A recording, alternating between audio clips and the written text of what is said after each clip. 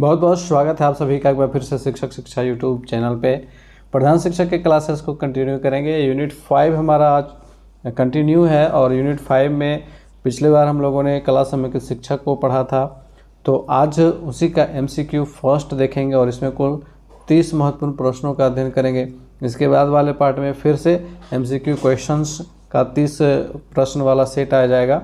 तो इस तरह से कुल मिलाकर के इस पार्ट से इस चैप्टर से कह सकते हैं कि आपके कुल 60 ऑब्जेक्टिव क्वेश्चन आपको देखने को मिलेंगे। तो क्लासेस की ओर बढ़ेंगे और क्लासेस की ओर बढ़ने से पहले मैं आप लोगों को बताना चाहूँगा कि DLED सेक्शन का हमारा गाइड बुक आ चुका है। आप इसे PDF फॉरवर्ड में हमारे व्हाट्सएप नंबर पर संपर्क करके प्राप्त कर सकते हैं। आप इसका प्रिंट आउट निकलवा करके बिल्कुल एक अच्छे बुक की तरह बनवा सकते हैं और इसका अच्छे से अध्ययन करके आप अपनी तैयारी को और भी ज़्यादा बेहतर कर सकते हैं। तो आइए बढ़ेंगे फटाफट से क्लासेस की ओर। और पहला सवाल यहाँ पे हमारे सामने आ चुका है, कला समय की शिक्षा का अर्थ क्या है। तो कला समय की शिक्षा का हम लोगों ने पिछले क्लास में डिस्कस किया हुआ है कि कला समय की शिक्षा हम उसे कहते हैं जब हम शिक्षा में कला को समेकित करते हैं, ठीक है, उसको इंक्लूड करते हैं। तो यहाँ पे ऑप्शंस को देखेंगे कि छात्रों को केवल विविध प्रकार की कलाओं का प्रशिक्षण देना। तो केवल विविध प्रकार की कलाओं का प्रशिक्षण देना ये कला समय की शिक्षा का अर्थ नहीं है। प्राथमिक स्तर के छात्रों को कला सिखाना, अब इसमें केवल प्राथमिक स्तर के छात्र सम्मिलित नहीं है, इसमें सभी छात्र सम्मिलित हैं। शिक्षा में कला का उचित प्रयोग करते हुए बच्चों को पढ़ाना, this is the right option. कि शिक्षा में कला का उचित प्रयोग करते हुए बच्चों को पढ़ाना, ये हमारा कला समय की शिक्षा का सही अर्थ होता है। तो यहाँ पे तीसरा विकल्प हमारा सही है। अगला प्रश्न है कि समेकित शब्द का जो अर्थ होता है वो क्या है। विज्ञान के अलावा अन्य विषयों के साथ कला का संयोजन, विज्ञान के अलावा अन्य विषयों के साथ कला का संयोजन। तो विज्ञान को क्यों छोड़ेंगे, विज्ञान को भी तो साथ लेकर के चलेंगे। विभिन्न पाठ्यक्रम क्षेत्रों के शिक्षण के साथ कला का संयोजन, बिल्कुल ये सही है कि विभिन्न पाठ्यक्रम क्षेत्रों के शिक्षण के साथ साथ कला का संयोजन करेंगे। यानी कि जितने भी हमारे अलग अलग पाठ्यक्रम है, चाहे वो मैथ्स का हो, चाहे वो साइंस का हो, चाहे वो सोशल साइंस का हो, लैंग्वेज सब्जेक्ट्स का हो, तो हम जब इनके साथ अपने शिक्षण में, अपने टीचिंग में जब आर्ट्स को इंक्लूड करते हैं, आर्ट्स इंटीग्रेटेड एजुकेशन हम इसको कहते हैं, तो कला का संयोजन करना ही समेकित शब्द का अर्थ होता है। तो दूसरा विकल्प हमारा यहाँ पे सही हो जाएगा, भाषा और सामाजिक अध्ययन के साथ कला का संयोजन। यहाँ पे विभिन्न पाठ्यक्रम जब आ गया ना, तो इसी में सारे पाठ्यक्रम आ गए हैं, तो दूसरा विकल्प हमारा यहाँ सबसे सही है। अगला सवाल है कि कला समय की शिक्षा में कला को किस संदर्भ में लिया गया है, कला का तात्पर्य क्या है। तो कला का तात्पर्य यहाँ पे है एक शिक्षण शास्त्र का एक टूल है। ये क्या है, तो यह एक शिक्षण शास्त्र का टूल है। इसको एक इंग्लिश में कहते हैं पेडागोजिकल टूल, ठीक है, इसको भी याद रखेंगे, पेडागोजिकल टूल, ठीक है। अगला सवाल है कि पाठ्यक्रम में यदि कला का समावेश हो तो इससे अवधारणाओं को डैश करने में मदद मिलती है। उपयुक्त शब्द से रिक्त स्थान की पूर्ति करेंगे। तो यहाँ पे विकल्प हैं याद करने में, तो याद कराने की बात नहीं करेंगे, कंठस्थ कराने की बात भी नहीं करेंगे, स्पष्ट करने में मदद मिलती है, ये सबसे सही विकल्प है। तो तीसरा विकल्प हमारा यहाँ पे सही है, स्पष्ट। अगला सवाल है कि कला समेकित शिक्षण के माध्यम से सीखने को बनाया जा सकता है। ए है समग्र, बी है आनंदपूर्ण, सी है अनुभवात्मक और डी है उपदेशात्मक। तो हम जब कला को अपने शिक्षण में समेकित करते हैं, इंक्लूड करते हैं, समाहित करते हैं, तो हम देखते हैं कि हमारा जो टीचिंग है वह समग्र रूप धारण कर लेता है, उसमें संपूर्णता आ जाती है। तो समग्र शब्द सही है। आनंदपूर्ण बिल्कुल हो जाता है, जैसे ही कला का इंक्लूजन होता है हमारे टीचिंग में तो बच्चों के लिए यह काफ़ी इंटरेस्टिंग होता है, तो आनंदपूर्ण भी सही है। इसके बाद जो हम कला को इंक्लूड करते हैं तो उससे बहुत ज़्यादा एक्सपीरियंसेस सीखने को मिलते हैं बच्चों को, तो ये अनुभवात्मक भी है। तो यहाँ पे ए बी सी ये तीनों सही है। उपदेशात्मक यहाँ पे नहीं होगा, ठीक है, उपदेशात्मक यहाँ पे नहीं होगा। ए बी सी यहाँ पे दूसरा विकल्प हमारा सही है। कला अभिव्यक्ति के लिए एक डैश प्रदान करती है, उपयुक्त शब्द से रिक्त स्थान की पूर्ति करें। कला जो है वह अभिव्यक्ति के लिए क्या प्रदान करती है, भाषा प्रदान करती है, विषय प्रदान करती है, मंच प्रदान करती है, 4 या 5वां विकल्प भी है। तो कला जो है वो अभिव्यक्ति के लिए एक प्रकार की भाषा का कार्य करती है। जब हम विभिन्न प्रकार की कलाओं का इस्तेमाल करते हैं तो हम वहाँ पे एक्चुअली अपनी अभिव्यक्ति को प्रकट करने के लिए एक और टूल का इस्तेमाल कर रहे होते हैं और वह भाषा की तरह कार्य करती है। तो यहाँ पे पहला विकल्प हमारा सही हो जाएगा। अगला सवाल है कि इनमें से कौन एक दृश्य कला नहीं है। कला के अलग अलग टाइप्स को हम लोगों ने देखा था क्लासेस में। अगर आपने डिटेल क्लासेस को नहीं देखा तो उसको भी ज़रूर देखिएगा, क्योंकि बहुत सारे इंपॉर्टेंट टॉपिक्स को वहाँ पे डिस्कस किया जाता है और ऑब्जेक्टिव क्वेश्चंस में उन सारे टॉपिक्स को डिस्कस कर पाना संभव नहीं हो पाता है। तो कुछ जो एकदम सिलेक्टिव क्वेश्चंस बनते हैं उसी के ऊपर हमारा फोकस होता है, लेकिन डिटेल क्लासेस में हम लोग अन्य चीज़ों को भी डिस्कस करते हैं, एक्सप्लेन करते हैं, तो वो वहाँ पे ज़्यादा बेनिफिशियल हो जाता है आप सभी के लिए, क्योंकि वहाँ अलग अलग टॉपिक्स और भी शामिल होते हैं और उनसे भी सवाल पूछे जा सकते हैं। तो यहाँ पे हमारा सवाल क्या कि इनमें से कौन एक दृश्य कला नहीं है। फोटोग्राफी, नृत्य, मूर्ति कला, एक से अधिक या फिर उपरोक्त में से कोई नहीं। तो दृश्य कला वो कला के रूप में समझी जाती है जिसको हम लोग देख करते, मतलब वहाँ पे हमारे जो कौन सी ज्ञानेंद्रियाँ सक्रिय होंगी, वहाँ पे हमारे आँखें सक्रिय होंगी। ठीक है, तो हम जब किसी चीज़ को देख करके उससे कला को अवलोकित करते हैं तो वहाँ पे वो दृश्य कला के संदर्भ में समझा जाता है। जैसे कि फ़ोटोग्राफी है, तो जब हम किसी फोटोग्राफी से लिए गए फ़ोटो को, इमेज को देखते हैं तो वहाँ पे हमारी जो आँखें हैं वहाँ पे वो काम करती हैं और वो दृश्य कला के संदर्भ में समझा जाता है। वही नृत्य कला जो है, नृत्य कला ये हमारा प्रदर्शन कला से संबंधित है। ये दृश्य कला नहीं है बल्कि ये प्रदर्शन कला से संबंधित है। ठीक है, यह एक ऐसा आर्ट है जो परफॉर्मेंस के अंतर्गत चला जाता है। इसमें किसी इंडिविजुअल का या किसी समूह में नृत्य का प्रदर्शन किया जाता है, तो यह प्रदर्शन कला के अंतर्गत आता है। वही मूर्ति कला की बात करें तो यह दृश्य कला है। ठीक है, तो यहाँ पे दूसरा विकल्प हमारा सही हो जाएगा कि नृत्य जो है वो दृश्य कला नहीं है। अगला सवाल है कि कला समेकित शिक्षा का उद्देश्य क्या है, क्यों इसके ऊपर इतना जोर दिया जा रहा है।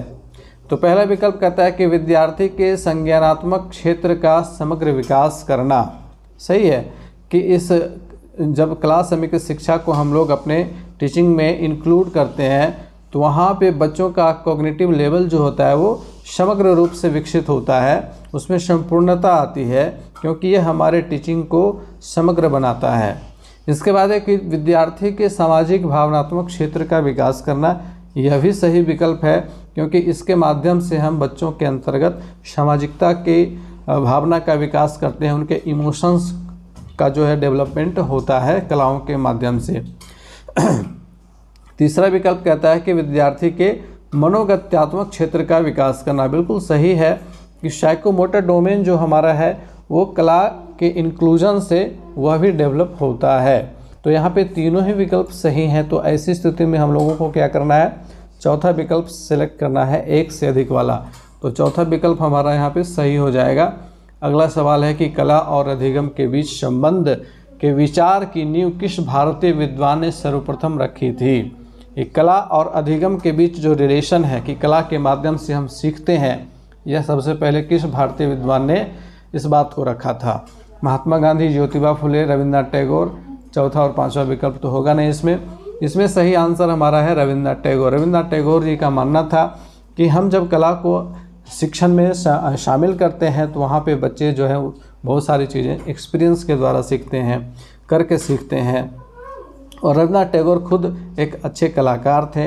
वे न केवल एक अच्छे कवि थे, इसके अलावा उनके अंदर एक गायक, एक लेखक, एक संगीतकार, एक चित्रकार, इन सभी के गुण समाहित थे।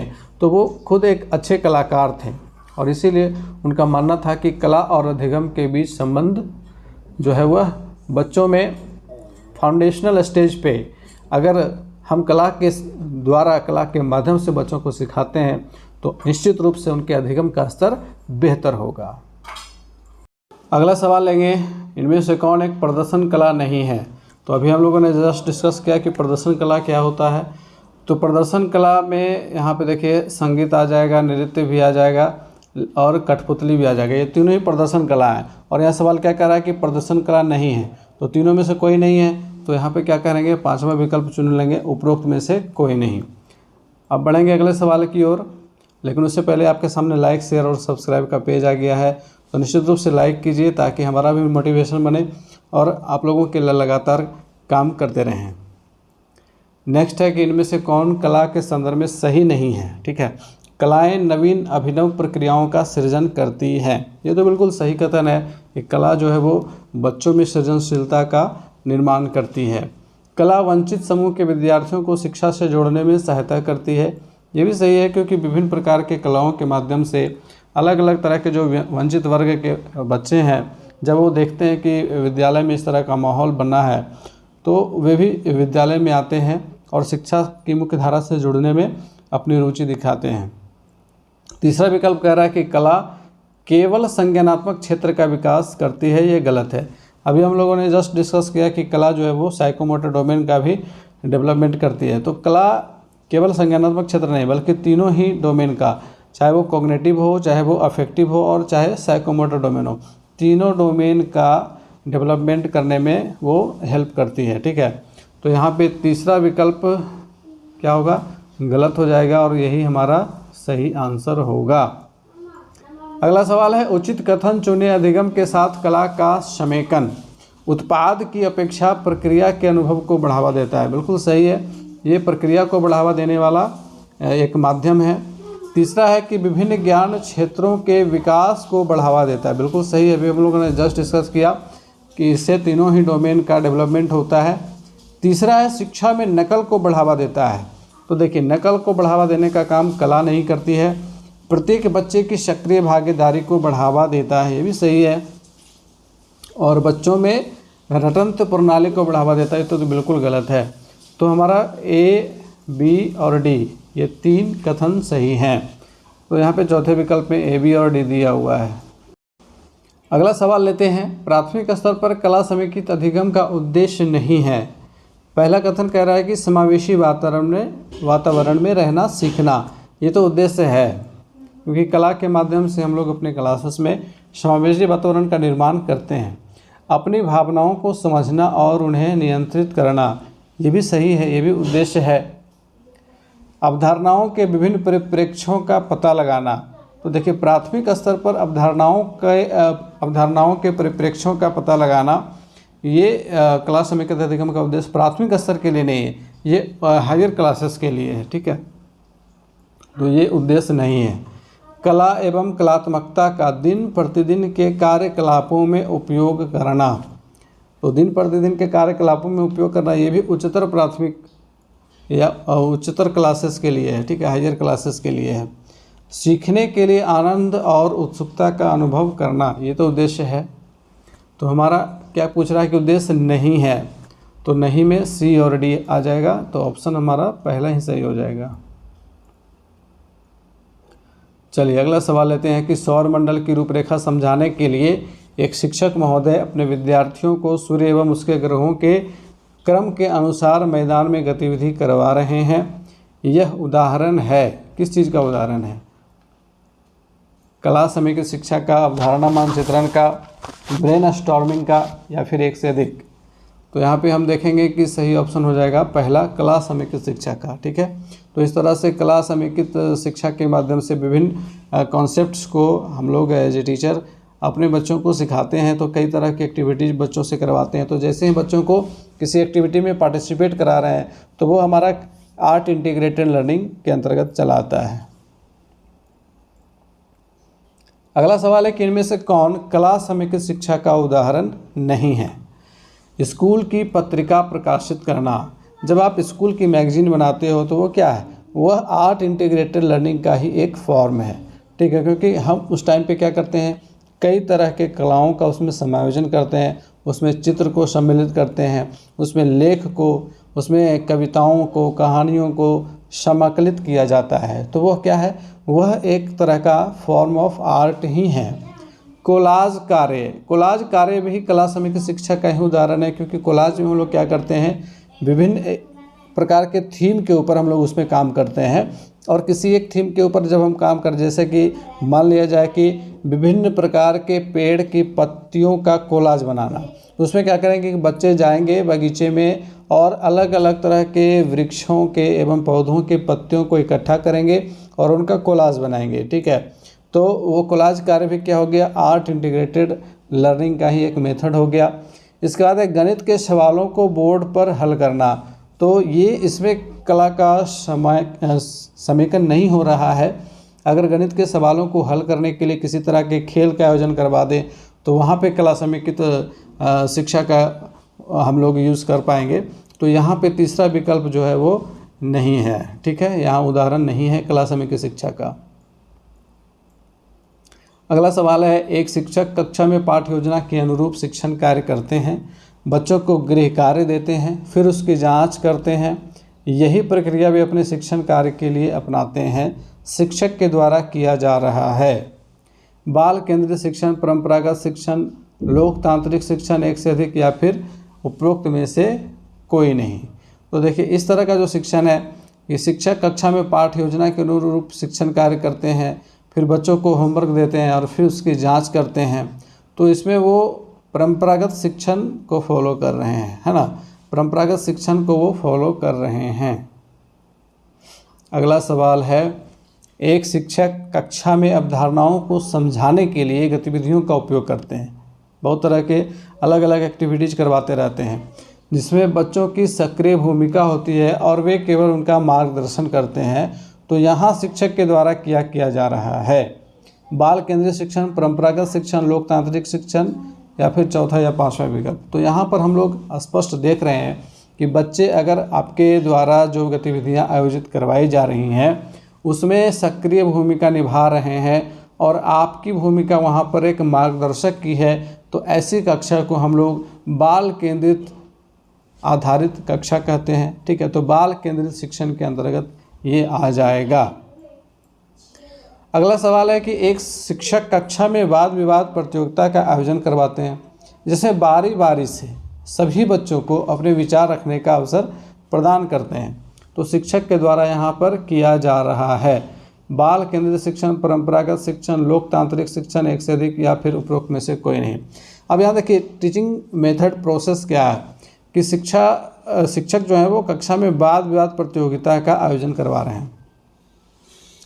इसमें बारी बारी से सभी बच्चे को अपने विचार रखने का अवसर प्रदान कर रहे हैं, यानी कि सभी बच्चों की सहभागिता सुनिश्चित हो इसके लिए प्रयास किया जा रहा है, इसके लिए बच्चों को अवसर दिए जा रहे हैं। तो यहाँ पे लोकतांत्रिक शिक्षण पद्धति अपनाई जा रही है शिक्षक के द्वारा। तीसरा विकल्प हमारा हो जाएगा सही। अगला सवाल है कि एक शिक्षक कक्षा के विद्यार्थियों को विज्ञान विषय में प्रदूषण के बारे में पढ़ाते समय प्रदूषण से जुड़ी समस्याओं को स्वयं से रेखांकित करते हुए उन समस्याओं के संभावित समाधान ढूंढने के लिए कहते हैं। तो शिक्षक के द्वारा क्या किया जा रहा है, बाल केंद्रित शिक्षण किया जा रहा है या फिर सृजनात्मक शिक्षण या लोकतांत्रिक शिक्षण, एक से अधिक या फिर उपरोक्त में से कोई नहीं। तो जब आप बच्चों को किसी प्रकार की समस्या देते हैं और समस्या समाधान करने के लिए उनको कहते हैं तो वहाँ पे सृजनात्मक शिक्षण की बात होती है। वहाँ पे बच्चों में सृजनशीलता का विकास होगा, बच्चे इमेजिन करेंगे और अपने इमेजिनेशन के बल पर वो कई तरह के सॉल्यूशन को आपके सामने रख सकते हैं और फिर आगे उन पर वो स्वयं भी कार्य कर सकते हैं, कई तरह के मॉडल बना सकते हैं। और बहुत सारे बच्चों ने ऐसा बनाया भी है, ऐसा किया भी है। और आप लोगों को पता होगा एक इंस्पायर अवार्ड हम लोगों के स्कूल में आता है, तो इंस्पायर अवार्ड योजना में हम लोग ऐसे ही बच्चों को नॉमिनेट करते हैं जो कुछ यूनिक आइडिया बताते हैं, जिनके अंदर क्रिएटिविटी होती है ना। तो ये सृजनात्मक शिक्षण की बात होती है। अगर आप इसी तरह से कक्षा शिक्षण करते हैं, बच्चों को अलग अलग तरह के चैलेंज देते हैं, उनको प्रॉब्लम सॉल्व करने के लिए कहते हैं, तो वो आपका क्रिएटिव लर्निंग के अंतर्गत चला आता है। और ऐसा करने से वो फिर अगर वो कुछ यूनिक चीज़ें बना देते हैं तो फिर उनको इंस्पायर अवार्ड में नॉमिनेट कर सकते हैं और वहाँ फिर वो अपनी प्रतिभा का बेहतर इस्तेमाल करते हुए आगे बढ़ सकते हैं। नेक्स्ट क्वेश्चन है कि प्राथमिक स्तर पर शिक्षण की कौन सी विधि या विधियाँ उपयुक्त नहीं हैं। तो प्राथमिक स्तर पर हम लोगों को पता होना चाहिए कि कौन सी विधियां उपयुक्त हैं और कौन सी विधियां उपयुक्त नहीं हैं। तो जगमग विधि पहला जो विकल्प है ये बिल्कुल ही प्राथमिक स्तर के लिए उपयोगी नहीं है।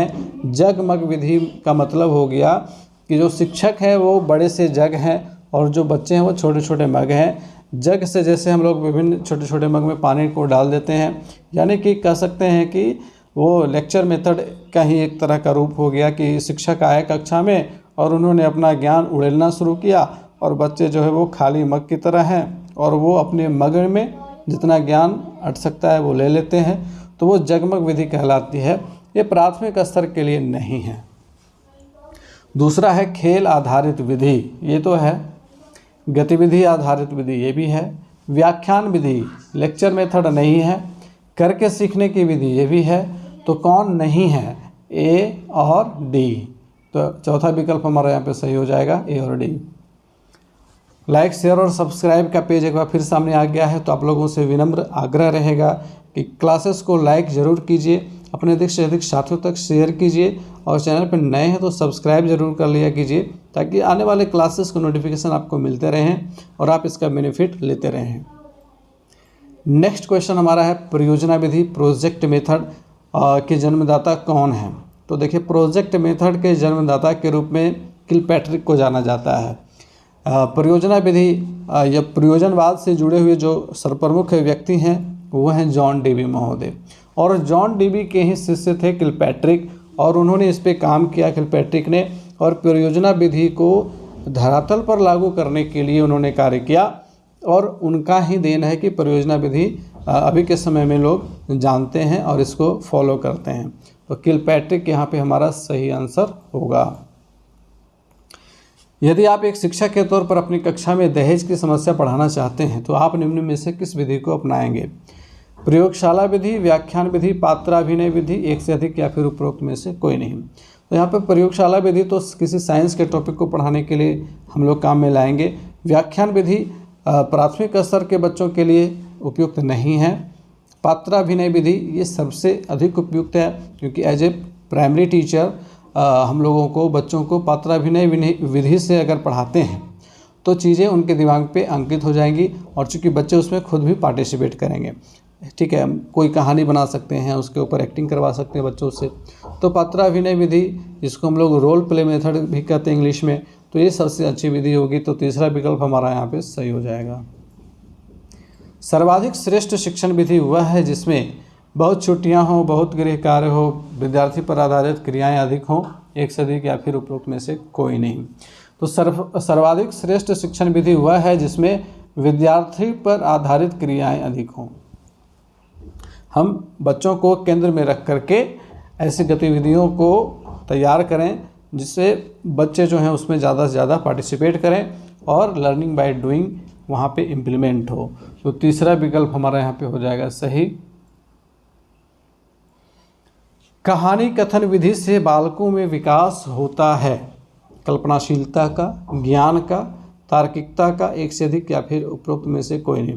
तो देखिए, कहानी कथन विधि जो है यह बच्चों में कल्पनाशीलता विकसित करने के लिए सबसे ज़्यादा उपयोगी मेथड है। तो पहला ऑप्शन हमारा यहाँ पे हो जाएगा सही। अगला सवाल है कि मानसिक शक्तियों का विकास करने वाली पद्धति कौन सी है? अवलोकन, योजना, समस्या समाधान, एक से अधिक या फिर उपरोक्त में से कोई नहीं। तो मानसिक शक्तियों का विकास करने वाली विधि की अगर हम बात करते हैं तो वो हमारा आ जाता है प्रॉब्लम सॉल्विंग मेथड, जिसको हम लोग हिंदी में समस्या समाधान विधि कहते हैं। ठीक है, तो इंग्लिश में प्रॉब्लम सॉल्विंग मेथड इसको कहते हैं। तो प्रॉब्लम सॉल्विंग मेथड जो हमारा है वह बच्चों के मानसिक शक्तियों को विकास करने में सर्वाधिक सहयोग देता है, क्योंकि इस विधि के द्वारा हम बच्चों के सामने नए नए चैलेंज रखते हैं और उनसे इमेजिनेशन करने के लिए कहते हैं कि तुम इमेजिन करो और साथ ही उसके ऊपर एक्ट करो, करके दिखाओ कैसे ये प्रॉब्लम सॉल्व होगा। और जब बच्चे उसमें एक्टिवली पार्टिसिपेट करते हैं, वो कई तरह के क्रिएशंस को करते हैं, नई नई चीज़ें क्रिएट करते हैं, नई नई युक्तियाँ सोचते हैं, नए नए उपाय ढूंढते हैं, तो वो प्रॉब्लम सॉल्विंग मेथड जो है वह बच्चों के समस्या समाधान के लिए बच्चों को समस्या समाधान के लिए तैयार करती है और उनकी मानसिक शक्तियों का विकास भी करती है। अगला सवाल लेंगे कि ट्रेन वाली कक्षा किससे संबंधित है। आप लोगों ने कुछ किताबों को पढ़ा है तो उन किताबों के यहाँ पे नाम दिए गए हैं। दिवा स्वप्न, तोत्तोचान, मेरा बंटी, एक से अधिक या फिर उपरोक्त में से कोई नहीं। तो इसमें एक जो पुस्तक है उसमें ट्रेन वाली कक्षा का जिक्र किया गया है। तो अगर आपने दिवा स्वप्न पढ़ा तो दिवा स्वप्न में जो गिजुभाई बधेका की लिखी हुई किताब है उसमें ट्रेन वाली कक्षा का जिक्र नहीं है। तोत्तोचान में ट्रेन वाली कक्षा का जिक्र है। तोत्तोचान एक जापानी कहानी की किताब है जिसमें तोत्तोचान जो है वो है एक छोटी सी बच्ची है और उसे ट्रेन वाली कक्षा बहुत पसंद आती है। और मेरा बंटी तो मन्नू भंडारी की लिखी हुई कहानी है, लेकिन इसमें भी ट्रेन वाली कक्षा का जिक्र नहीं है। तो केवल तोत्तोचान सही है यहाँ पे। सीखने की वैसी प्रक्रिया जो बाल सहज स्वभाव से सहमत होते हुए आगे सीखने के लिए प्रेरित करे, चाहे वह खेल के माध्यम से हो या किसी क्रियाकलाप के माध्यम से स्वयं करके सीखने की प्रक्रिया हो, क्या कहलाती है। ये बाल केंद्रित शिक्षण प्रक्रिया कहलाती है। इसमें किसी को कोई दिक्कत नहीं होनी चाहिए। पहला विकल्प ही हमारा सही है। बाल केंद्रित शिक्षण के संदर्भ में कौन सा कथन असत्य है, गलत है। शिक्षक की कक्षा में भागीदारी कम होना। तो देखिए, बाल केंद्रित शिक्षण में शिक्षक की कक्षा में भागीदारी कम नहीं होती है और बढ़ जाती है, क्योंकि बच्चों को बिल्कुल गाइडिंग, उनको इंस्ट्रक्शन देना है, उनका गाइडिंग करना है, ठीक है, उनका मार्गदर्शन करना है। और जहाँ जहाँ उनको कोई संसाधन की अगर कमी होगी तो उसे भी पूरा करवाना है। तो एक तरह से कह सकते हैं कि भूमिका तो और ज़्यादा बढ़ जाती है। तो यही कथन तो असत्य है। बच्चों के सीखने के लिए गतिविधि का आयोजन, ये तो सही कथन है। बच्चों के सीखने के लिए खेल को शामिल करना, ये भी सही है। बच्चों के स्वयं करके सीखने पर बल देना, ये भी सही है। तो यहाँ पे हमारा पहला ऑप्शन सही हो जाएगा, क्योंकि यही एक कथन है जो असत्य है। बाल केंद्रित कक्षा में शिक्षक की भूमिका क्या होती है।